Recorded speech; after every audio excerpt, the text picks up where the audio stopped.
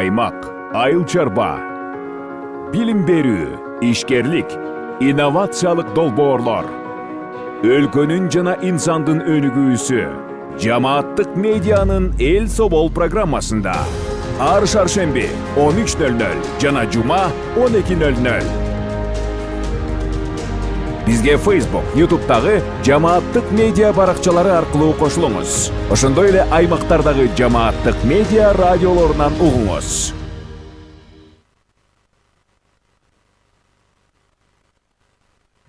Кутман күнүңүз менен көрөрман жана угарман, сиз жамааттык медиа студиясында эл собол программасын көрүп баштадыңыз. Эфирде мен Айгерим Куатбекова алып баруудамын.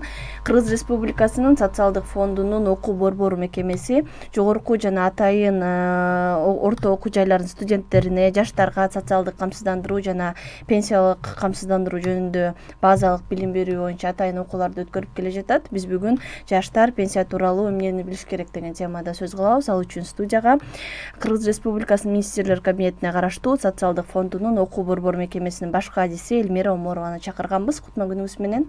Кутман күнүңүз менен. Студияга кош келдиңиз. Алгач социалдык фонддун ошол окуу борбору жөнүндө кыскача айтып берсеңиз, бул качантан бери жаштарга арналган окууну өткөрүп жатат, анан бул тема эмне үчүн жаштарга зарыл? Кутман күнүңүздөр менен, урматтуу окуучулар.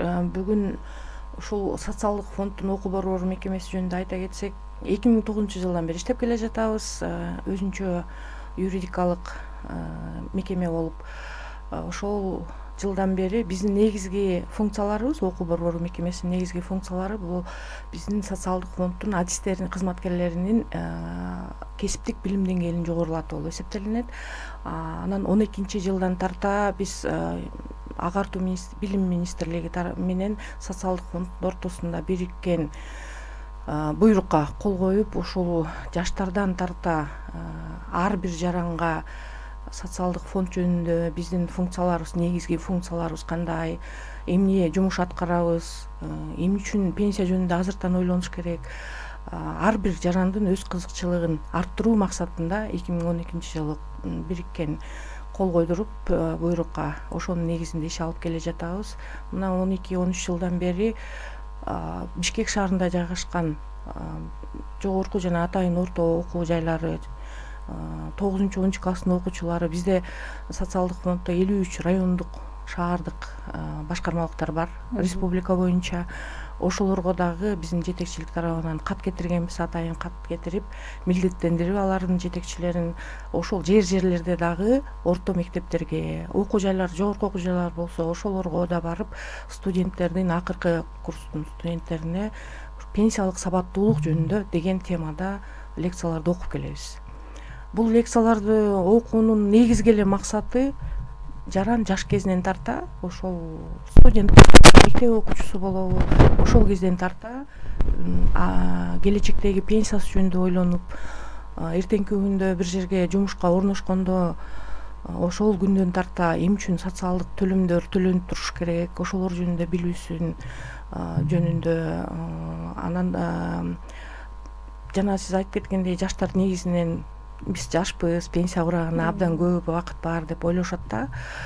Но бул убакыт эле бат эле келип калат. Эмне үчүн пенсиялык стаж деген керек, пенсиялык топтоолор керек, топтомо фондубуз бар, ал эмне деген, ошолор жөнүндө базалык билим берип келе жатабыз. Анан бул окуулар мындай канча күндүк, анан бир окуганда канча студент келип окуй алат, ошол программасына да айтып. Бул окуулар эми ошол окуу жайлардын, мекемелердин, окуу мекемелеринин жетекчилиги менен алдын ала сүйлөшөбүз, макулдашабыз. Анан алдын ала түзүлгөн графиктерибиз бар. Ошол графикке коюуну суранып калышат кээ бир окуу жайлар. Ошол графиктин негизинде иш алып барабыз. Бул график заранее түзүлбөйт. Жылдын башында биздин жылдык иш планыбыз бекилет жетекчилик тарабынан. Ошол иш планда сөзсүз түрдө бир бөлүкчө ушул окууларга арналган бөлүм болуп эсептелинет. Анан ошол жылдык пландын негизинде жана бириккен буйругубуздун негизинде ушул окууларды уюштурабыз. Графикке айтып атпаймынбы, алдын ала түзүү мүмкүнчүлүгү жок бизде. алар дагы өздөрүнүн ыраттамаларына карап, окууларынын ыраттамаларына карап, анан убакыттарына карап туруп бизге как бы заявка беришет. Ошонун негизинде барып окуп беребиз. Бул окуу бир академ саат болот. Бул 45 мүнөттөн 1 саатка чейин, 60 мүнөткө чейин. Кээ бир учурларда өтө кызыктуу болуп кеткен учурлар болуп калат. Анан аудиториянын дагы баягы активдүүлүгүнөн көз каранды болот. Анын баары студенттер аябай грамотный, суроолору көп болсо 1 саат, 1,5 саатка чейин созулуп кетет. Жана көпчүлүк жаштарда ошо бул тема улгайгандардыкы деп ойлогондон сырткары дагы кандай ойлору бар? Анан окуулардан кийин кандай пикирлерин айтып, кандай өзгөрүүлөр болуп атканын байкайсыздар? Көбүнө эсе ыраазычылыктарын байкайбыз. Себеби дегенде абдан керектүү маалымат бул. Маалымат негизи керектүү ар бир жаранга. Ошол студент болобу же ошол окуу жайдын мугалими болобу, даже профессор кишилер дагы дайыма ыраазычылыгын айтышат. Себеби дегенде абдан керектүү маалымат беребиз да, бергенге аракеттенебиз. Демек, жаштардын пенсия тууралуу сабаттуулугу, маалымдуулугу мындай төмөнкү учурдабы? Алар кандай суроолорду беришет негизи? Жаштар эле эмес, даже биз курактагы жарандарыбыз деле өздөрүнүн укуктарын билишпейт да, негизинен билбейт. Жаштар да абдан суроолорду кеңири жооп бергенге аракеттенебиз. Берген суроолорго алардын суроолору негизи эле эмне жумуш аткарабыз, социалдык фонд деген кандай мекеме, пенсия деген эмне, топтомо фонду деген эмне, ошолор жөнүндө көбүрөөк суроолорду беришет. Анан кээ бир учурларда ошол лекция бүткөндөн кийин сөзсүз түрдө жеке суроолор болсо дагы биз баарына жооп бергенге аракеттенип атабыз. Ошондо деле бул мындай тар чөйрөдө, чакан аудиторияда айтылып аткан маалыматтар болуп атпайбы? Ушул жерден кыскача түшүндүрө кетсеңиз, ошо жалпы угармандарга жалпы алар кандай деңгээлде түшүнөт экенин билесиз да. Топтомо фонд деген эмне? Булар кандай айырмаланат бири-биринен? Негизи эле эмне билиш керек? Негизи социалдык фонддун эң негизги функцияларынын бири бул пенсия чектөө, аны төлөп берүүнү уюштуруу болуп саналат. Биз ошол жарандарга пенсия төлөөнү, чектөөнү, анан төлөөнү уюштуруп турабыз. Бул пенсия чектөөдө, как говорится, ар бир кишиники өзүнчө да. Алардын документтеринин негизинде, ар бир жарандын өзүнүн документинин негизинде гана пенсия чектей алабыз. Ошол чектөөлөрдө кээ бир учурларда мындай эмелер болуп калат, көз караштар. Мен тиги акча тыйын берип койсом эле чектеп коет деген, андан алыс болуш керек биздин жарандарыбыз. Себеби дегенде биздин 1996 жылы кирген жеке эсеп дегенибиз бар. Жеке эсеп жана паспортто көрсөтүлгөн 14 цифралуу цифранын эмени ошол 96 жылдан тарта берип баштаганбыз. Бирок 2019 жылдан тарта бул функцияны регистрационный ГРС деп коебуз го, государственный регистрационный службага өткөрүп бергенбиз. Ошолор ыйгарат пинди. Бирок ошо пиндин артында жаран иштеп баштагандан тарта анын пенсиялык топтомолору чогулуп турат. Бул стажы, биринчиден пенсиялык стажы, экинчиден пенсиялык топтомолору 2013 жылы кирген топтомо фонду дегенибиз. Бул абдан жакшы система. Көбүнө эсе ошол өсүп келе жаткан жаш муундарга өтө жакшы система. Ыңгайлуу, пайдалуу система да. Себеби дегенде бул 2% өлчөмүндө азыр кармалат айлык акыдан. Ошол акчалай түрүндө сиздин ошо жеке эсебиңизге ай сайын келип эсептелип түшүп турат. Жарандан кармалган 10% ошентип 2 фондко бөлүнүп кетет да. 8% пенсиялык фондко, 2% топтомо фондуна деп. Топтомо фондунун пайдасы ушул өсүп келе жаткан муундар үчүн өтө пайдалуу. Себеби дегенде бул акча акчалай түрүндө түшөт сиздин эсебиңизде. Акчалай түрүндө топтоло берет. Ал акча жөн эле жатып калбастан ушу социалдык фонддун алдында мамлекеттик топтомо фонду деген мекемебиз бар. Ошолор тарабынан иштетилип, мындайча жалпак тил менен айтканда сизге пайда алып келип турат да. Жылдык пайдасын жыл сайын биз кошуп турабыз. Ал акча сиз өзүнүн учурлары бар. мыйзамда көрсөтүлгөн ошол учурларда гана ала аласыз. Ал учурлар биринчиси пенсияга чыктыңыз, өзүңүздүн топтогон акчаңыз плюс инвест доходу менен алып кете аласыз.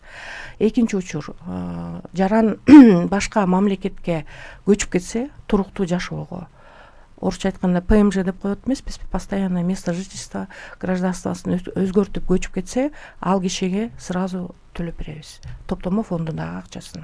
Үчүнчү учуру болсо, камсыздандырылган жаран эми ушундай учурларда кездешип калат, каза болуп калса, пенсия курагына жетпей каза болуп калган учур болсо, ал учурда биз ал кишинин мураскерлерине, бул бала бакырасы, өмүрлүк жолдоштору, ата эне, бир туугандары мураскермин деген алып келет документ, ошонун негизинде биз аларга төлөп беребиз. Тоже ошол топтогон акчасын плюс инвест доходу менен. Кийинки учур, жумушсуз болуп калат го, официально жумушсуз деген справка алып келет. Ал жаран ошонун негизинде биз ал кишиге чоң кишинин жашоо минимумунун өлчөмүндө, бул цифраларды бизге улуттук статистика комитети берип турат, ошонун негизинде 3 айга чейин пособие сыяктуу төлөп берип турабыз. Кийинки учур, ипотечное кредитование деп коебуз. Ал эмеси жок да, айырмасы жок, кайсы банктан алды, коммерческий банктан алдыбы, болбосо мамлекеттик банк болобу, же мамлекеттик ипотекалык компания болобу, сиздин колуңузда келишимиңиз болсо, ипотека деген эле жазуусу бар, келишимиңиз болсо, ошонун негизинде сиз ала аласыз топтомо бөлүгүн. Но бир шарты бар, ошол топтомо бөлүгүңүз сиздин эсебиңизде 50 000 сомдон ашык акчаңыз болуш керек. Буга чейинки мисалды азыр тактай кетейин. Эгер ал жаш кезинде топтомого акчасын берип аткан болсо, пенсия курагына жете электе жумушсуз калса, 3 ай пособие сыяктуу 3 айга чейин төлөп беребиз. Андан кийин жумушка орношуп, кайра буну иштеп кетсе, улап кете берет, уланып, ал көбөйө берет. Ай сайын топтомо фондуна 2% өлчөмүндө кармалган суммадан түшө берет. Ошонун негизинде ал кишинин топтолгон суммасы дагы көбөйө берет. Канча пайызга көбөйөт? Бул да жекече ар бир адамга өзүнчө коюлабы, же бир эле пайыз коюлабы? Жок, ал ошол биздин мамлекеттик топтомо фонду деген мекемебиз бар деп атпаймынбы, ошолор тарабынан инвестицияланат бул акчалар. Бул инвестицияга эмнеге салынат? Депозитке, банктарга, мамлекеттик баалуу кагаздарды алууга, ошолорду кайра алып сатуу менен. Азыркы учурда анын дагы шарттары, түрлөрү көбөйүп баратат. Азыр угатсаңыздар керек, Аю Грант деген фирманы сатып алды, ошол топтомо фондунун эсебинен. Аларча деген соода борборун сатып алды, ошолордун эсебинен. Ошол биздин сатып алуубуз бул жеке адамдын кызыкчылыгы эмес, ар бир жарандын кызыкчылыгы. Ошолордон түшкөн пайданы бизге бир жылдык годовая эме деп коет, ликвидная доходность деп коет. Мындай жөнөкөй сөз менен айтканда, процентин бизге берет. Ошонун негизинде сиздин акчаңызды көбөйтөбүз. Эсебиңизде 1000 сом болобу, эсебиңизде 1 миллион сом болобу, ошого ылайык сиздин акчаңыз жылыга 10%дан 14%га чейин деп айтылып атат азыр. Андан да кээде көп болуп калат, но усредненно орточо эмесин чыгарып туруп процентин, ошонун негизинде көбөйтүлөт. Демек кийинкиси бул ипотекалык. Ипотекалык кредитование деп коебуз. Ошол кандай банк болбосо, жана да жогоруда айтып кеттим, коммерческий болобу, мамлекеттик болобу, же мамлекеттик ипотекалык компания аркылуу алынган турак жайларга алууга мүмкүнчүлүгү бар. Жарандын колунда ошол келишим гана болуш керек, ошол мекемелер менен. Ошол келишимдин негизинде биз бере алабыз.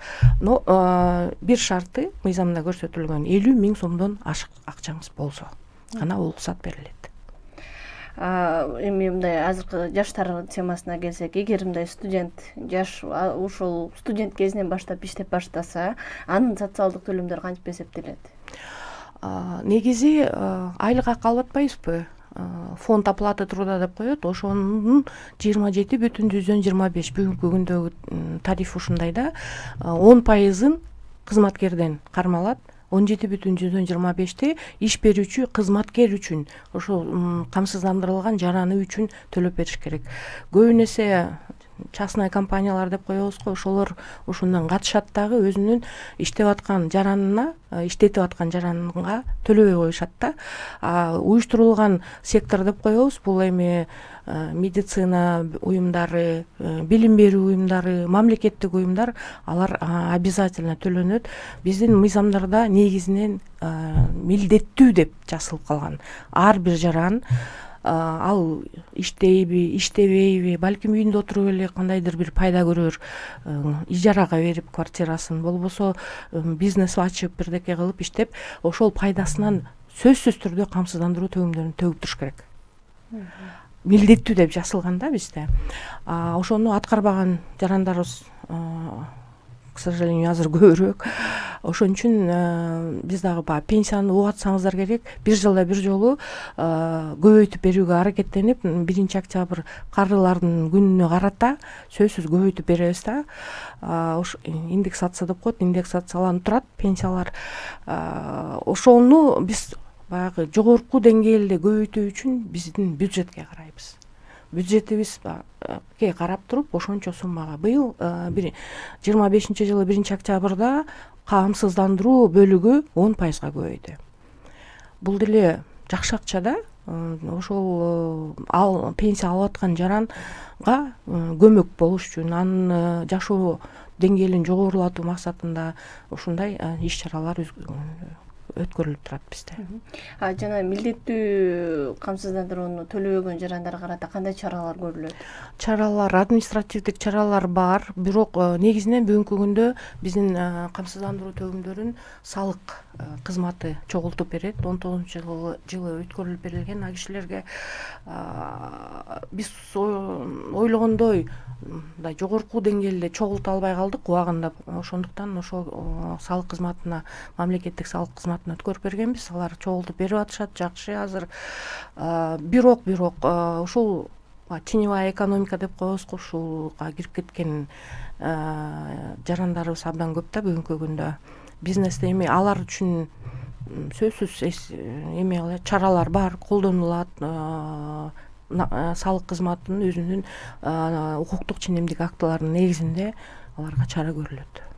Ушул жаштардын катышуусу канчалык деңгээлде бул ошо социалдык камсыздандыруу системасына? Азыркы учурда балким баягы Кыргыз Республикасынын социалдык фондунун жүргүзүп келе жаткан өзгөртүүлөр, мыйзамдарга киргизилген реформалардын негизиндеби, же биздин өткөрүп аткан окууларыбыздын негизиндеби жаштар өтө кызыга баштады. Бүгүнкү күндө жогорку эле деңгээлде болуп калды десем жаңылышпайм. Себеби дегенде биз баягы лекция өткөрүлгөн учурда байкайбыз да алардын маанайын, кандай мамиле жасайт. Социалдык фонд десең азыр бардыгы эле жаш жаран билет. Жана пенсиялык укуктар боюнча мындай маалымдуулугу жалпы эле мындай төмөн деп айтып атпайбызбы? Ошо пенсиялык кандай укуктары бар? Мен мындай өтө эле төмөн деп айтуудан алысмын. Себеби дегенде биздин социалдык фонд тарабынан көп жумуштар аткарылып келе жатат. Жерлерде жана да жогоруда белгилеп кеттим. Биздин 53 райондук шаардык башкармалыктарыбыз бар. Ошолор тарабынан дагы жерлерде эми жаштарга эле эмес, биз эмгек жамааттарына да барабыз. Университеттердин, министерство, ведомстволордун, мекемелер, уюмдардын кайсы эмгек жамааты бизди чакырса барып окуп берүүгө дайынбыз. Ошондой иш-чаралар бизде бар, дайыма, ар дайым өткөрүлүп турат. Бул иш-чараларды бир эле өткөрүп ачык күн күндөрү, ачык иш күндөрү деп өткөрбөстөн биз на постоянной основе деп коебуз, ошол дайыма өткөрүп турабыз. Азыркы учурда элдер абдан маалыматтуу болуп калышты. Себеби деген интернет бар, айыл жергесинде деле интернетибиз бар.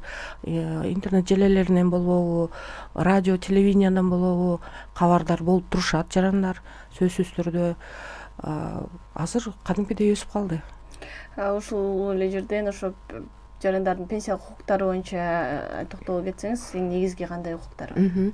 Биринчи эле жаран иштеп баштаган күндөн тарта камсыздандыруу төгүмдөрүн төгүп турса, азыркы учурда страховой принцип деп коебуз да, ким төгүп турса, ошол киши пенсияга алууга укуктуу. эми ал эми жаран эч качан иштейт, кандайдыр бир доход алып турат, но ошол доходунан төкпөгөн, камсыздандыруу төлөмдөрүн төкпөгөн болсо, ал жарандын укугуна алым салынат. Ушуну биз кармапганга аракеттенип азыр кармап келе жатабыз. Жаран биринчи күндөн иштеди дейли, студент бүттү, окуу жайын эртеңден баштап бир мекемеге барып иштеди. Ошол күндөн тарта пенсия камсыздандыруу төлөмдөрүн төгө берсе эле, бул стажы, пенсиялык стажы болот, пенсиялык топтомосу болот, и дагы бир топтомо фонду чогулуп, ал кишиге пайда алып келет, сөзсүз түрдө. Ушундай укуктары бар жарандардын. Ошолор жөнүндө айтып беребиз жана өткөргөн лекцияларыбызда. Анан сөзсүз түрдө биздин социалдык фонду тарабынан өткөрүп жаткан мыйзамдарга кирген өзгөртүүлөрүбүз жөнүндө, биздин кылып аткан жумушубуз канчалык деңгээлде болуп атат, ошону дагы анализдеп, мониторить эткенге аракеттенебиз. Демек, булар жана студент эле болуп иштебесе, алардын кандай укуктары бар болот пенсия карата? Социалдык фонд тарабынан ал киши биздин эсепте гана болот. Ал кишинин жеке эсеби болот. Ал иштеп баштап, камсыздандыруу төлөмдөрүн төлөп баштаган күндөн тарта ал кишинин кандай десем, таржамакалы өз жөнүндө баягы эмеси иштелип башталат да, жеке эсебинде акча топтолуп баштайт. Жана бизде азыр мындай жаштар, студенттер өзгөчө жеке ишкерлик менен же жана фриланстык жумуштарда иштешет да. Мындай учурда өз алдынча кантип төлөм жүргүзө алышат? Өзү абдан жакшы суроо бердиңиз. Бизде ошо биздин мыйзамдардын ичинде добровольная уплата деп коебуз да. Ыктыярдуу, өз ыктыяры менен жаран мен төлөйм, мен камсыздандыруу төлөмдөрүн төлөп турам, пенсиялык системага катышам, келечекте пенсиядан үмүт этем деген жаран ыктыярдуу түрдө төлөөгө укугу бар. Ал 8 же 10% кем эмес өлчөмдө болуш керек. Орточо айлык акынын турган жери, жашаган жеринин орточо айлык акысын алат райондун. Ар бир райондо өзүңүзгө маалым болгондой орточо айлык акылар башка да, бөлөк. Ошо орточо айлык акыдан 8% төлөсө келечекте пенсиясын гана топтой алат. Ал эми 10% төлөсө 2 бөлүнүп 8-2 болуп топтомо фонду дагы ал кишиде болот. Эгер ал мындай расмий эмес иштесе, демек жана бул анын келечекте пенсиясына кандай таасирин тийгизет? Ал жана жогоруда белгилеп кеттим го, расмий эмес иштеген киши эч кандай төлөмдөрдү жүргүзбөгөн жарандын пенсиялык укугу жок болот. Пенсия чыгууга укугу жок болуп калат. Азыр ошо социалдык фонддун кандай мындай онлайн кызматтары бар? Жарандар өздөрүнүн мындай жеке эсебин же төлөмдөрүн көрүп турганга мындай мүмкүнчүлүк барбы? Бар, абдан бар. Бизде жеке кабинет дегенибиз бар. Ошол жеке кабинетке бир жолу регистрация кыласыз дагы, өтүп алсаңыз, ачып алсаңыз сизге өтө пайдалуу. Себеби дегенде ал жерде маалыматтар 100% так болот. Биринчиден, экинчиден сиз ай сайын текшерип тура аласыз. Иш берүүчү төлөп атабы же төлөбөй жатабы? Ошонун баарын текшерүүгө мүмкүнчүлүк аласыз. Мындан сырткары түндүк деген приложение бар эмеспи? Ошол түндүктөн да көрүнүп турат сиздин төлөгөнүңүз, төлөбөгөнүңүз. Топтомо фонду өзүнчө и камсыздандыруу пенсиялык фонду өзүнчө болуп көрүнүп турат. Ошо шаарда өтүп аткан окуулардан сырткары булар аймактарда өтүү пландары барбы же аймактардагы жаштарды кантип мындай камтып атасыздар? Аймактарда жергиликтүү биздин башкармалыктар бар, жана айтып кеттим, 53 башкармалык, шаардык, райондук башкармалыктар. Ошолор тарабынан алар дагы ушундай лекцияларды окуп турушат, маалымат берип жарандарга. Не только жаш жарандарга, алар ошол биз сыяктуу эле эмгек жамааттарына барып, жаңылыктарды айтып берип, биз жүргүзүп аткан реформаларды айтып берип, ошолор жөнүндө маалымат берип турушат. Мындай сиздердин атайын жаштарга басым коюп, окуу жайлар менен биргеликте иш алып барып атканыңардын себеби эрте бул сезимди аларга калыптандырып, эрте жашта ошол максаттабы? Ооба. Азыркы заман көрүп атасыздар, күндөр зымырап өчүп атпайбы, бат эле убакыт келип калат экен. Ошондуктан жаш жаран биринчи иштеп баштаган күндөн тарта бул эмне, бул пенсиялык фонд деген эмне, топтомо фонду деген эмне үчүн мен төлөшүм керек, деген вопросту өзүнө берип суроону и өзү кызыктар болуш керек да ар бир жаран келечектеги пенсиясына. Ошон үчүн биз ушул 9-11 класстан тарта маалымат берип, ошолорду кызыктырып, алардын өзүнүн баягы пенсияга болгон кызыгуусун арттырып, келечектеги пенсиялык системага катышуусун камсыз кылуу биздин максат. Азыр ошо бизди эфирден угуп жаткандар жаштарга пайдаланып кеңештериңизди айта кетсеңиз, эң негизги пенсия тууралуу эмнелерди билиш керек, кантип аракеттерди кылыш керек экен?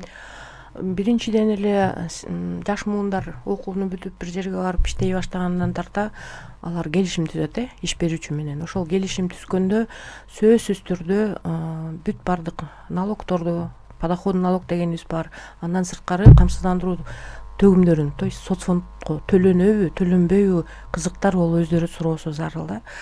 Эми адам деген человеческий фактор деп коет эмеспи?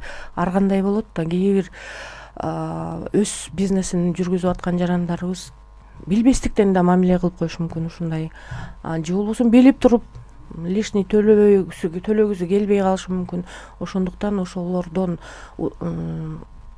эме кылып сурап, билип, кызыктар болуп, өзү киши жаран, иштеп баштаган жаран өзү кызыктар болмоюн, иш берүүчү анын кызыкчылыгын ойлобойт. Туурабы?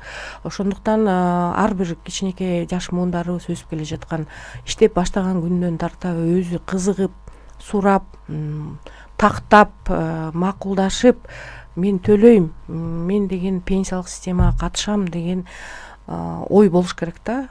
Бул мындай да, биздин иштеген муун, биз азыр иштеп айлык алып атпайбызбы? Бизден кармалып атат. Ошол акчанын эсебинен биздин пенсионерлер бүгүнкү күндө пенсияны алып атышат. Убагында биз эрте берүүгө аракеттенип, 10-числоодо уже берип коебуз ар бир айдын. Ал ай бүтө электе эле берип атабыз пенсияны.